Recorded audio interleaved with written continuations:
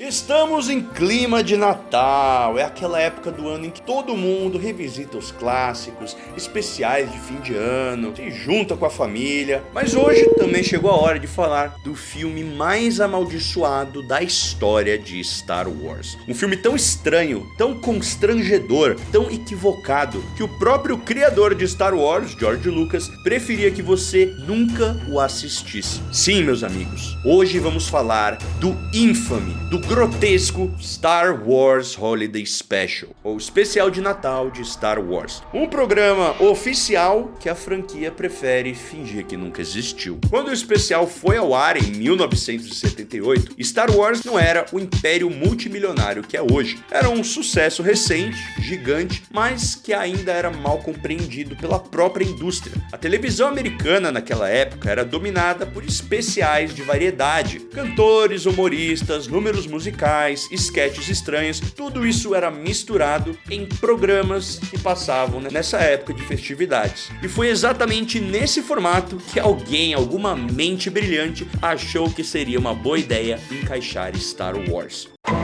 O resultado foi um programa que não sabia se queria ser ficção científica, musical, comédia ou simplesmente um delírio coletivo. Vamos começar com algo que define perfeitamente o tom desse especial. Durante boa parte do programa, acompanhamos a família do Chewbacca em Kashyyyk. Até aí, nada demais. Se não fosse um pequeno detalhe, todos eles estão falando no seu idioma nativo, Chiriwok, mas as cenas não têm legendas. O que resultou em vários minutos de Wookiees grunhindo, gesticulando, reclamando, sem nenhum tipo de tradução, contexto ou explicação.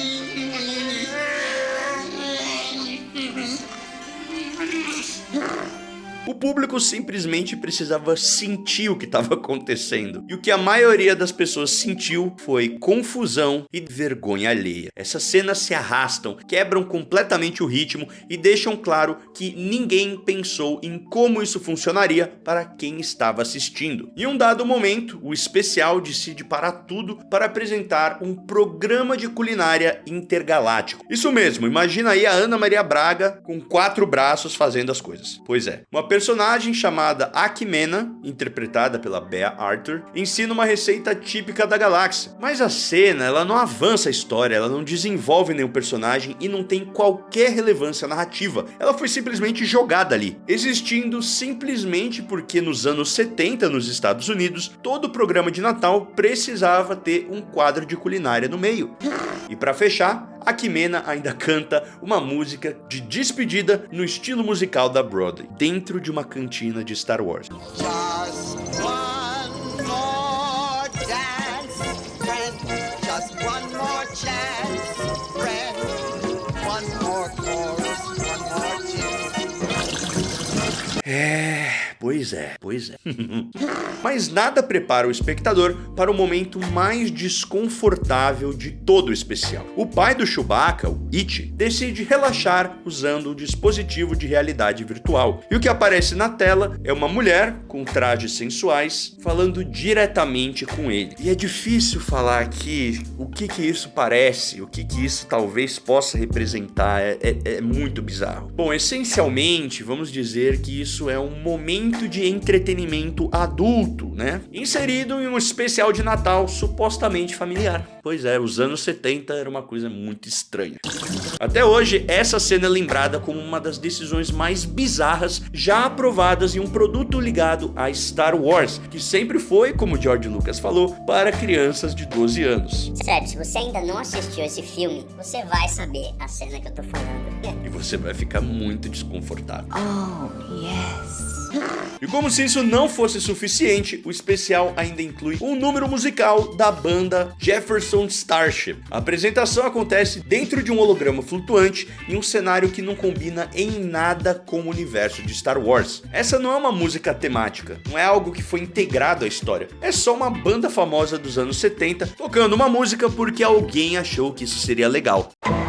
Para muitos espectadores, esse foi o momento em que ficou claro que o especial tinha perdido qualquer tipo de controle criativo. Inclusive, eu já fiz um vídeo aqui falando sobre o documentário que conta toda essa história por trás do especial de Natal. Tô deixando aqui e altamente indico que você veja. Outro detalhe pouco comentado é como o Império é retratado no especial. Stormtroopers aparecem realizando blitz aleatórias, invadindo a casa dos Wookiees e interrogando civis. Mas tudo isso com um tom muito estranho, quase que cômico, que enfraquecia completamente a ameaça imperial. Vale lembrar que isso daqui foi lançado entre o episódio 4 e o episódio 5. E no episódio 5, chamado O Império Contra-Ataca, o Império é ameaçador, é aterrorizante. E aqui ele parece deslocado e bobo.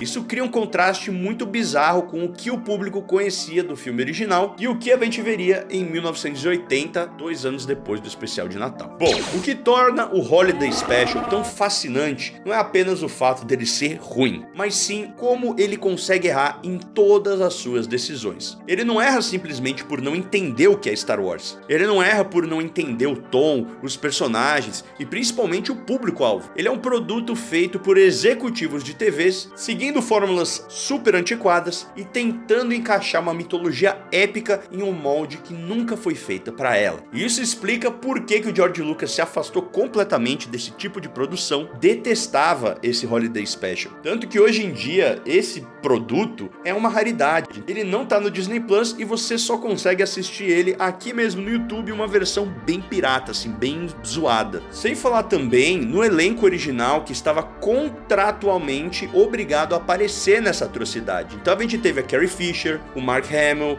até mesmo o Harrison Ford. Imagina o Harrison Ford fazendo isso, como ele devia estar agonizando por dentro. I gotta go.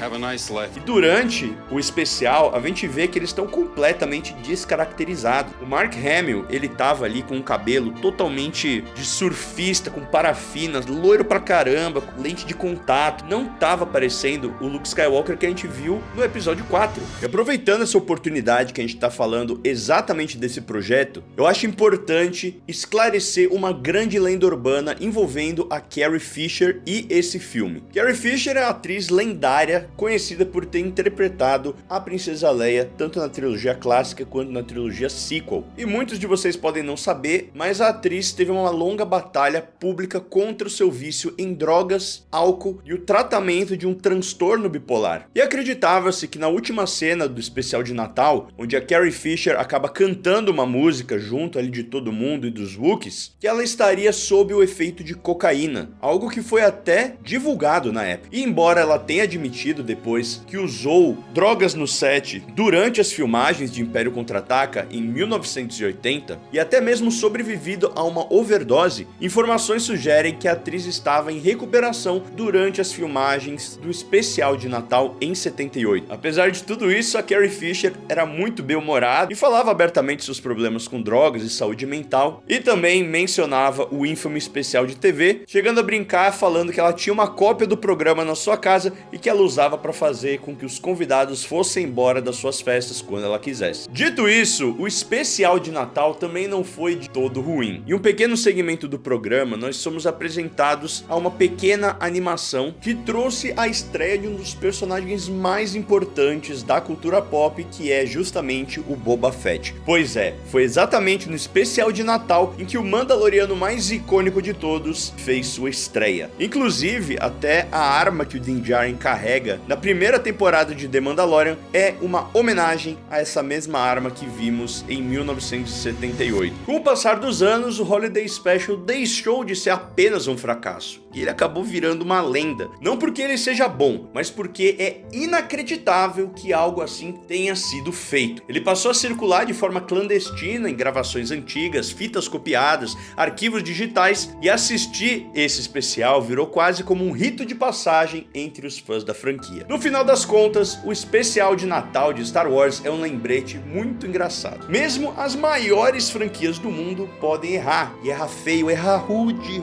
Mas também é a prova de que Star Wars sobreviveu a tudo isso. Aprendeu, evoluiu e encontrou sua identidade longe da televisão de variedades dos anos 70. Mas agora que você conhece a história por trás, fica a pergunta: pergunto, você teria coragem de assistir isso aqui? Ou se você já assistiu, gostou? Eu não sei se existe fã pra esse tipo de conteúdo, mas se você é fã do especial de Natal, comenta aí embaixo. E se você não conhecia e vai assistir depois de ter visto esse vídeo, comenta aí também. Queria desejar um Feliz Natal a todos os membros aqui do canal, a todos vocês, principalmente Adriano Tiziano, Igor S, Matheus Santos, Vitor Bertoli Nascimento, Drônimo de Brasil, Cyber Psycho, Houston Neno Gomes e Christian Pereira. Um Feliz Natal e This is the Way.